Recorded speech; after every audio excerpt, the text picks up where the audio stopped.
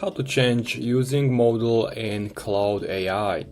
So by default, Claude uses the latest model automatically, but you can switch to a specific one if you want. So open your Claude app or Claude AI in browser version and start a new conversation like this.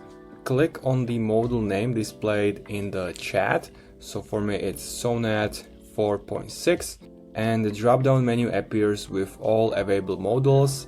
Pick the one you want and the conversation will use it.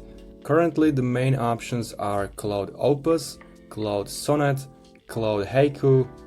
Opus is the most powerful but slower, Sonnet is the balanced one, and Haiku is the fastest and lightest one. Good for simple tasks. The model selection resets with each new conversation, so you pick it at the start of every chat. If you are on free plan, you only have access to certain models. Opus, for example, is available from the Claude Pro plan. You can also enter more models, and here are some older models available. And that's all you need to know. If you have any questions, make sure to comment, also make sure to subscribe, and see you next time.